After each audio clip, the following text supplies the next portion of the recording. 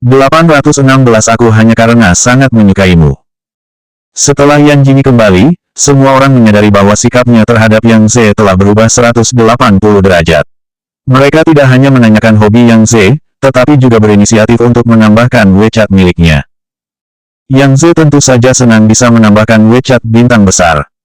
Akhirnya, di bawah kelicikan Yan Jingyi, Yang Ze bersikeras membayar. Nona Yan, lain kali datanglah ke rumah kami sebagai tamu, aku akan memasak untukmu. Ibu yang tertawa. Oke, melihat wajah bibi yang penuh berkah ini, aku tahu makanan kalian pasti tidak buruk. Petik 2. Bukan anakku yang bisa melakukannya. Aku sudah pensiun lebih awal. Aku suka mempelajari makanan jika tidak ada urusan di rumah. Nona Yan pasti ingin datang lagi setelah makan. Petik 2. Yan Jingyi menjawab dengan acuh tak acuh dan akhirnya mengusir mereka. Keluarga aneh apa yang lebih menyebalkan daripada Leng Yuxi? Satu tangan mengipasi dan melihat ke arah Tan Sangsang. Ayo pergi. Petik 2.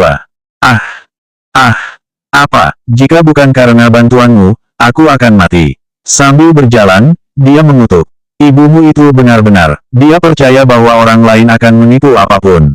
Orang seperti itu tidak akan disiksa sampai kamu menikah. Terutama ibu Yang Ze, yang jelas bukan lampu ajaib. Beberapa kali berbicara tentang Tan Sangsang di tengah jalan tampak enggan. Diperkirakan jika Anda bertemu orang yang lebih tepat di masa depan, Tan Sangsang akan segera ditendang. Ibuku tidak akan percaya apapun kecuali melihatnya.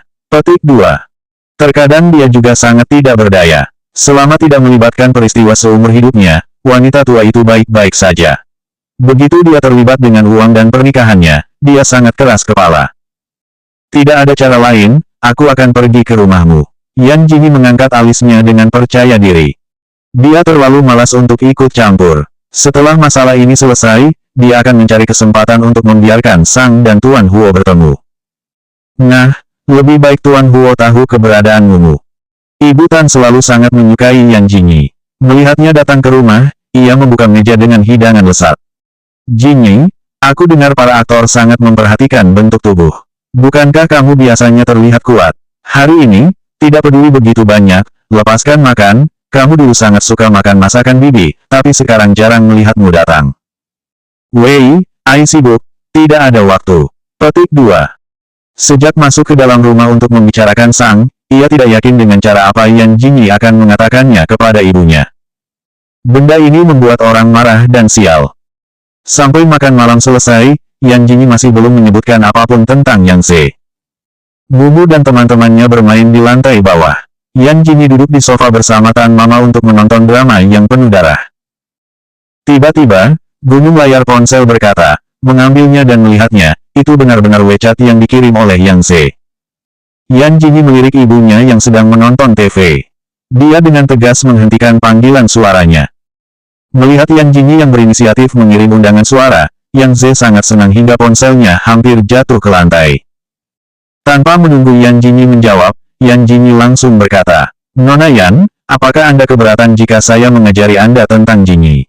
Anda bisa menganggapnya sebagai panggilan penggemar untuk idola. Begitu mendengar suara Yang Ze, Ibu Tan menoleh.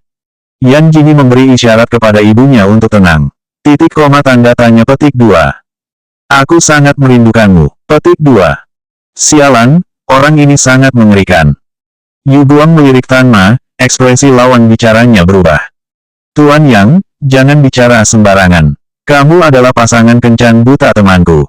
Petik 2. Yang Ze juga cukup pintar dan mulai menjelaskan untuk dirinya sendiri. Jingyi, jangan salah paham. Aku hanya sangat menyukaimu. Kamu adalah idolaku. Penggemar mengatakan kepada idolanya bahwa merindukan seharusnya sangat lama. Saya sangat menyukai karya film dan televisi Anda. 817 Kak Jin atau Kakak Jin. Yan Jingyi terkekeh. Tuan Yang, kamu memang sangat menarik. Aku selalu berharap bisa menemukan belahan jiwa yang berpikiran sama. Petik 2. Apakah itu cukup jelas? Dia tidak bisa menahan diri untuk tidak melirik Tan Mama. Jika Tan Mama tidak tahu tentang pernikahan diam-diam, dia pasti salah paham bahwa dia sengaja merayu pacar sahabatnya. Mendengar ini, suara Yang Ze tampak sangat bersemangat. Kebetulan sekali. Sebenarnya, aku juga berharap bisa menemukan pasangan yang berpikiran sama, tapi sayangnya sulit. Petik 2. Bukankah itu Sang? Sang sangat baik, Tapi aku sangat tertarik padanya, dan terkadang aku harus dengan sengaja melayaninya. Sayangnya, kencan buta, persyaratannya tidak boleh terlalu tinggi, dan Anda hanya bisa membentuk keluarga dengan enggan, tetapi juga untuk meyakinkan orang tua. Wajah Ibu Tan menjadi semakin jelek. Kulihat Sang sangat menyukaimu. Sebenarnya, jika bukan karena hubunganmu dengan Sang, aku sangat ingin mencobanya dengan Tuan Yang. Ini ambigu, Yang Ze mengira bahwa Yan Jinyi sedang menyindir dirinya sendiri. Pernikahan paksa tidak bahagia, alasan aku bersama Sang adalah karena aku tidak bisa menemukan cinta sejati. Tapi sekarang aku menemukan sesuatu, Jinyi, kau adalah orang yang ingin kujalani hidup bersama. Yan Jinyi mengerjapkan matanya kepada ibunya dengan polos. Jinyi, meskipun aku tidak setampan selebriti pria, aku pikir aku lebih tenang daripada mereka. Aku dan uangku ditambah dengan uangmu cukup untuk memberi keluarga kami kehidupan yang makmur. Aku akan membuatmu tenggelam dalam madu cinta setiap hari. Petik 2. Wajah Tan Mabu sudah sebanding dengan bau gong. Yan Jinyi tersenyum manja, suaranya juga terdengar kacau. Maksudmu, kamu menyukaiku, kamu ingin menikah denganku dan menghabiskan hidupmu bersamaku. Ya, aku tidak tahu apakah aku memiliki kesempatan ini. Petik 2. Mendengar Sang berkata bahwa kamu sangat menyukai Mumu dan berpikir bahwa kamu bisa mendapatkan anak yang begitu cantik, apa kamu rela menyerah? Omong kosong, siapa yang suka membesarkan anak laki-laki untuk orang lain? Diimut juga bukan anak kandungku, siapa tahu setelah dewasa nanti dia akan menjadi serigala bermata putih. Yan Yimi mengatakan bahwa anak kecil tidak akan berbohong lagi, dan dia mengedipkan mata pada ibunya. Ibu Tan sekarang ingin membunuh orang, dan sedang bersiap untuk marah. Yan Jinyi buru-buru mengatur, tapi Wei tidak bisa melihat kemampuan akting Tuan yang cukup bagus. Petik 2. Hahaha, benarkah? Jadi, apakah aku bisa menjadi aktor? Kebetulan kita bisa bermain sebagai pendekar wanita. Jinyi, aku sangat merindukanmu. Bisakah kita bertemu? Suara Yan Yinyi masih terdengar manis. Kamu ingin bertemu denganku? Wei, Ai memikirkannya, gila. Petik 2. Sekarang Yan Jinyi tidak berpura-pura lagi. Petik 2 petik 2. Wajahmu begitu besar. Kau tahu betapa mahalnya aku di sini sekarang. Lihat apa yang kau lakukan. Kenapa kau tidak menikah denganku? Kamu apa? Apa aku orang yang bisa kau andalkan? Kau tidak memiliki Zhuang Heng, monster, uang, kau tidak memiliki Tang Qingduo, kau tidak memiliki Huo Xi, kau tahu, kau mengotori udara di mana-mana, dan sekarang kau masih merindukan leluhurmu. Ibu Tan terkejut mendengarnya. Tan Sang baru saja kembali dengan Mumu. Mendengar itu, diam-diam ia mengusap rambut Mumu. Kakak Jin atau kakak Jin? Tapi melihat Yang Ze dimarahi seperti ini, ada apa dengan merasa nyaman? 818 sahabat paling suka membobol sudut dinding. Oh, keponakanku sudah kembali. Tuan Yang, tetaplah bermimpi. Sampai jumpa. Setelah menutup telepon, dia tidak bisa menahan diri untuk tidak memarahinya. Bibi, jangan selalu mengatur kencan buta untuk Sang, kerabat dan teman paling suka menipu orang. Petik 2. Ibu Tan tampak malu. Bagaimana aku tahu kalau itu semua adalah pertunjukan? Untungnya, Sang tidak menikah dengannya. Setelah itu, dia buru-buru melambaikan tangan ke Mumu. Oh, cucu nenek yang baik, nenek salah paham padamu. Mumu ragu-ragu sejenak, lalu bergegas ke Ibu Tan. Bibi, kenapa kamu harus melayani orang lain? Kalau aku juga punya anak, aku pasti tidak akan menikah. Menjomblo itu bagus, lakukan saja apa yang kamu inginkan. Yan Jinyi mulai membujuknya dengan susah payah. Meskipun dia benar-benar sudah menikah, jika dia menghadapi kekerasan setiap hari, lebih baik sendirian. Petik 2. Ibu Tan masih ingin membela diri, tiba-tiba ponselnya berdering. Melihat panggilan itu, ekspresi Tan Sang sedikit berubah. Ia memandang Yan Jinyi dengan sedikit kesulitan. Yang Ze yang menelepon. Petik 2. Wei, Ai menjawab. Petik 2. Tidak diangkat. Yan Jinyi melanjutkan dengan tenang. Aku harus menjawab panggilan ini dan melihat apa yang ingin dia katakan. Petik 2. Tan Sang masih menekan tombol jawab dan membuka perluasan suara. Dengan cepat, suara Yang Ze terdengar dari ponselnya. Sang, apa yang kamu lakukan? Nada bicara Sang tampak agak dingin. Oh, itu, Nona Yan tidak mengatakan apa-apa padamu, kan? Tan Sang mendengus. Apa yang harus dia katakan padaku? Hehe, Aku hanya penasaran bagaimana kesan dia padaku saat makan malam hari ini. Sang, ibuku mengatur agar kita pergi berlibur besok dan mengambil akta nikah. Apakah nyaman untuk melihatnya? Dia masih punya muka untuk meminta izin. Apakah dia tidak takut mengatakan kebenaran dalam semalam? Tan Sang tidak menjawab, dan Yang Ze melanjutkan. Sang, ada sesuatu yang tidak bisa aku katakan padamu. Lagi pula, kamu dan Nona Yan adalah teman. Petik 2. Ini dia, pria busuk yang menjijikkan ini akan memulai penampilannya. Yan Jingyi mengubah postur tubuhnya dan bersandar di sofa. Ia mengambil apel dan mulai menggerogotinya. Tan Sang yang melihat postur tubuh tuan besarnya pun terdiam. Katakan, petik 2. Sang, aku pikir karakter Nona Yan sepertinya tidak terlalu baik. Petik 2. Apa maksudmu? Yang Ze mengirim rekaman untuk Tan Sang, yang kebetulan baru saja berbicara dengan Yan Yingyi. Tapi dia cukup licik, banyak tempat yang sudah diedit. Setelah mendengarkan rekaman ini, Yan Yingyi juga merasa dirinya sedikit brengsek. Sang, kalian adalah teman. Aku seharusnya tidak merusak hubungan kalian, tapi aku benar-benar tidak bisa menahannya seperti ini. Ibu juga ingin kami menikah karena ini. Oh, bagaimana aku tahu kalau bukan kamu yang membuatnya? Aku bisa mengambil screenshot dari rekaman obrolan suara kita. Sang, kamu harus percaya padaku. Tan Sang mengulurkan tangannya dengan wajah gelap, dan Tan Sang dengan tegas memberikan ponselnya. Sang, aku adalah ibu Tan Sang. Tan Mo berkata dengan dingin. Yang Ze jelas tercengang. Petik 2. Petik 2. Bicaralah tentang bibi. Aku pikir Anda harus membiarkan Sang berteman dengan hati-hati. Petik 2. Setelah itu, dia memutar rekaman itu lagi. Bibiku, aku tahu kalau Sang dan Yan Jingyi tumbuh bersama, tapi mereka sering menjadi sahabat dan paling menyukai Kiao sendiri.